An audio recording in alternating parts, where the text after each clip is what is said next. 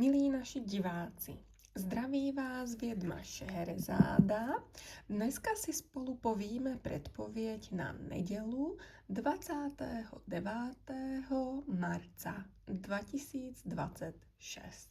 Tak, co nám chcou kartičky povídat na nedělu? Kartičky.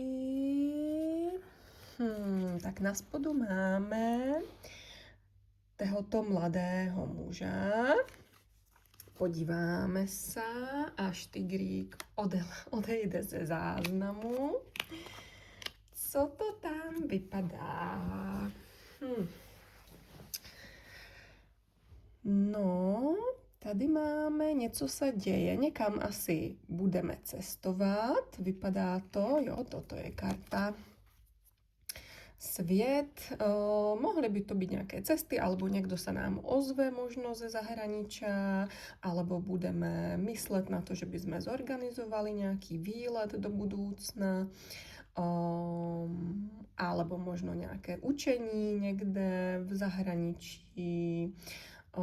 Je to jedno, či dovolenka, volný čas, alebo nějaké povinnosti, nějaké prostě zahraničí, může to být aj príjemné.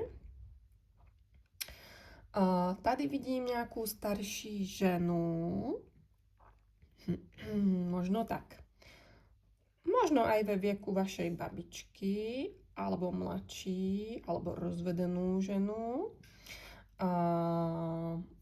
Zase může to být někdo z rodiny, může to být nějaká kamarádka, alebo kolegyňa. A tady ta devítka je nějaká spontaneita, bude to nějaký, něco asi radostné bych řekla, nějaký radostný výlet, možno nějaký rodinný výlet by to mohl být, alebo s kamarádama různých věkových skupin. Takému něčemu karty v nedělu prejú. Tak, preju vám príjemný víkend a mějte se pěkně. Dovidenia.